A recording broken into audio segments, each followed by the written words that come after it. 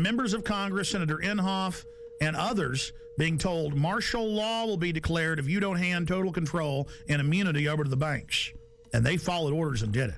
So the martial law is now in place. And with that comes the FEMA camps. Will we get to that place? Not if we expose it. But we're already got our neck in the noose here. Is the executioner going to pull the lever? I don't know. Let's continue with the congressman talking about PDD 51. Most Americans would agree that it would be prudent to have a plan to provide for the continuity of government and the rule of law in case of a devastating terrorist attack or natural disaster. A plan to provide for the cooperation, the coordination, and continued functioning of all three branches of the government. The Bush administration tells us they have such a plan. They introduced a little sketchy public version that's clearly inadequate and doesn't really tell us what they have in mind. But they said, don't worry, there's a detailed classified version. But now they've denied the entire Homeland Security Committee of the United States House of Representatives access to their so-called detailed plan to provide for continuity of government. They say, trust us.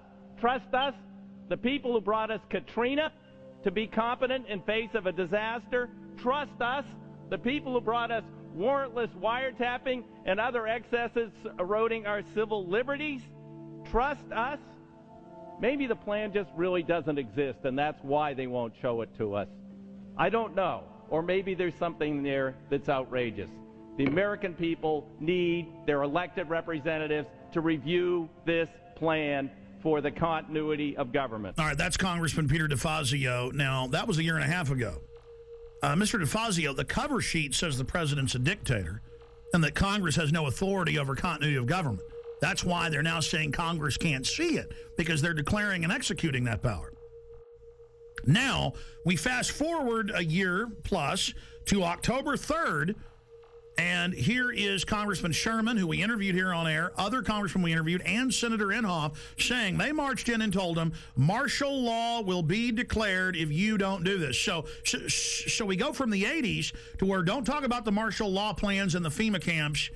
If you want to know about that, you can know about it in executive session, Congressman Jack Brooks, to, oh, Congress, you're not allowed to see the plans now. To Congress, do what we say, we're under martial law. The only way they can pass this bill is by creating and sustaining a panic atmosphere. That atmosphere is not justified. Many of us were told in private conversations that if we voted against this bill on Monday, that the sky would fall, the market would drop 2,000 or 3,000 points the first day, another couple thousand the second day, and a few members were even told that there would be martial law in America if we voted no. That's what I call fear-mongering. So we have the congressman on with us. We only have him for 5 minutes, 6 minutes. Congressman Brad Sherman, thank you for coming on, sir. Good to be with you. You know, Wall Street used these panic tactics to get us to pass this $700 billion, what the bill really is $700 billion in unmarked bills. They said the market would drop by 4,000 points, blood would flow in the streets, and lions would be devouring children in the parks of Los Angeles. Now that the bill is passed, our economy is still going to be very bad. The bailout money so far has been set aside to buy shares in banks, $250 billion, $40 billion to AIG, and $60 billion yet to be committed, leaving the remaining $350 billion for future use. We've got to do everything we can to focus people's attention on this bill as it's carried out, because it allows Paulson to go up to Wall Street. He can give money to one firm. He cannot return phone calls from another firm. He can he can, if he wants, finds out which firms are donating to the 527 organizations, which take secret contributions and then make political advertising. He can look at the RNC donor list. He can do anything he wants. Let's go back to what you said on the floor in the last 24 hours about members of Congress and I've talked to some, they're afraid to even come on and talk about it, being told there will be martial law in America and we'll just do this with or without you if you don't do this. That is incredible. And I just had the former head of the Treasury on earlier, Dr. Paul Craig Roberts from Reagan, had a policy saying that this gives them economic martial law. Is that not terrorism? Is not the definition to threaten harm or carry out harm for a political aim, sir? Well, but keep in mind, we passed the bill, and I'm told the market is down. Sir, here's the $64 million question.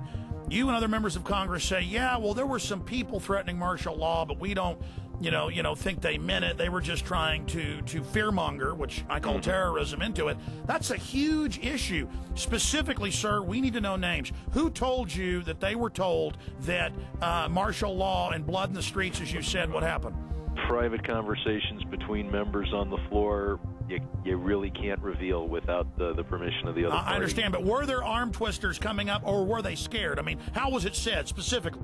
What we have to do is expose those circumstances where we're bailing out a particular firm, and how many of the executives at that firm are continuing to make $1 million a year, $5 million a year, $20 million a year. There's going to be a lot of information that is not public, and it's going to take investigative reporters to find out things that congressmen can't find out and that the public is not going to be aware of.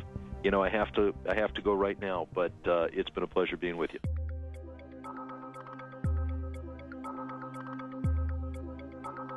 Somebody in D.C. was feeding you guys quite a story prior to the bailout, a story that if we didn't do this, we were going to see something on the scale of the Depression. There were people that were talking about, martial law being instituted, civil unrest, all this kind of stuff. Who was feeding you this information? That's Henry Paulson. We had a conference call early on. It was on a Friday, I think a week and a half before the vote on October 1st. So it would have been the middle, what was it, 19th of September, okay. We had a conference call. In this conference call, and I guess there's no reason for me not to repeat what he said, but he painted this picture you just described. He said, this is serious. This is the most serious thing that we face. It's going to be far worse than the Great Depression of the 30s. And all these things, he was very descriptive of exactly what would happen if we didn't buy out these toxic assets, okay. Which he abandoned the day after he got the money.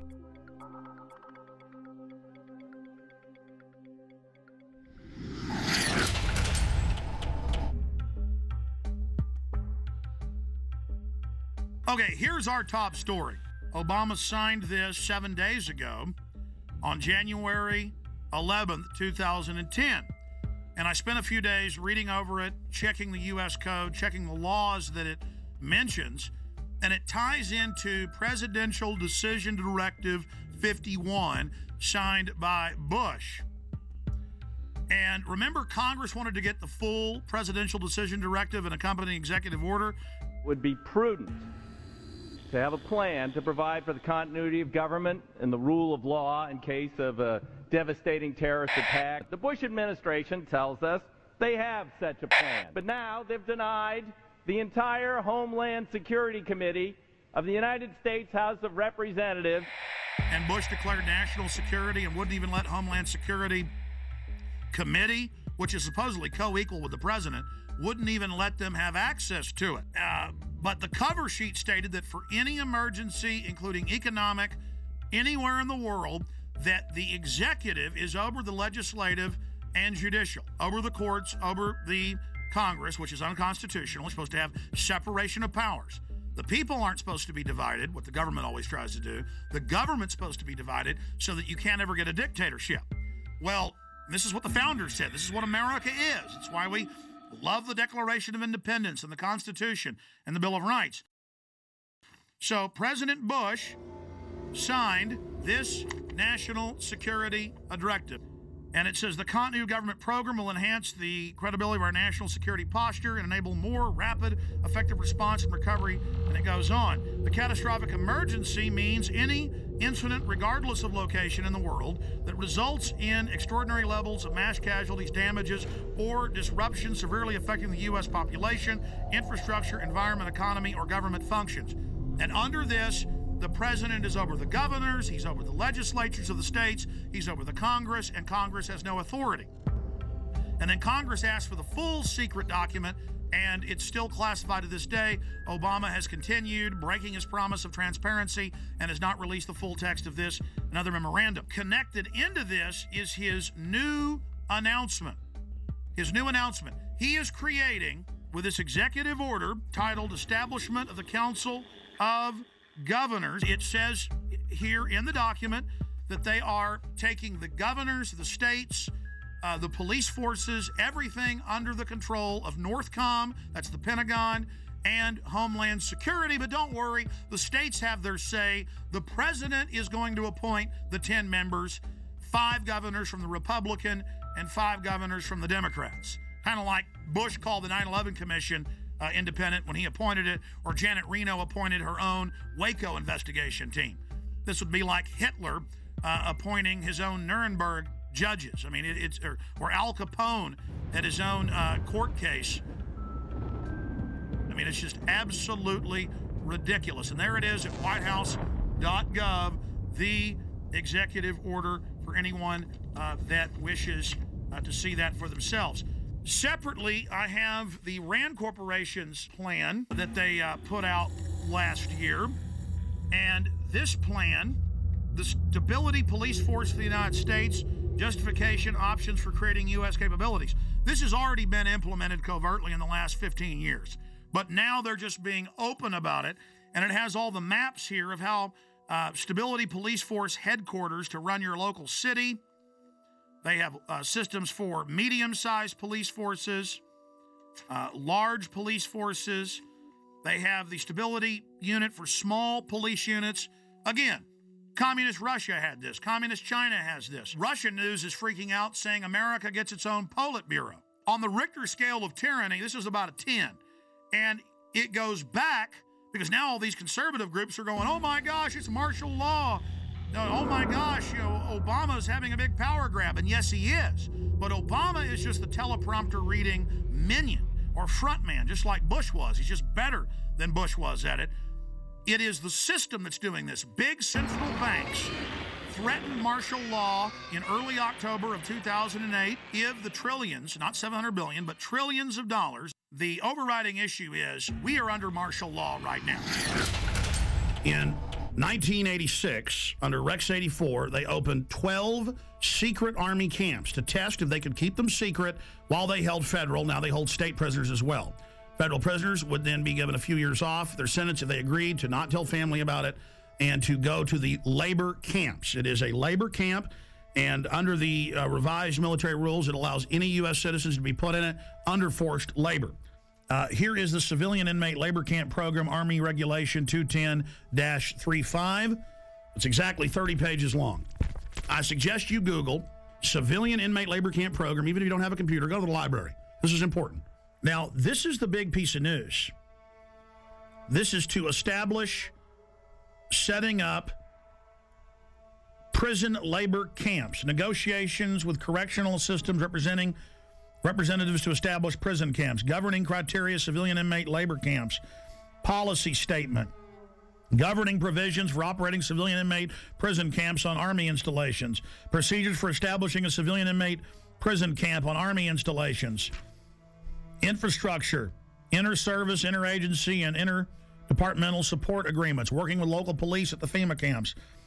In 2002, I published my book, Descent into Tyranny. I've been covering it since 97 when it was declassified, but I put it in my book, Descent into Tyranny. This sucker was set up in 1986 at 12 camps. It's since doubled to 24. And from 86 to 97, secretly at labor camps, U.S. citizens, non-military prisoners, were worked on FEMA camps. Now, this was beta testing. They would tell them, you'll be given leniency and only serve half your sentence if you agree to labor. The minute you don't, you'll be sent back on these military bases, but you can't tell anybody national security. See, they were testing, can we keep camp secret from local police or get them to work with us? Can we keep camp secret from the media? So for 11 years, they kept this sucker secret. Reagan, Bush, Clinton. And then Clinton declassifies it and says it's a good thing in 97, and they double the number. We had secret copies of this when I first got on air in about 95, 96, with just the cover sheet of it, and people made fun of us and didn't believe it. Then it was declassified. This is from Army.mil.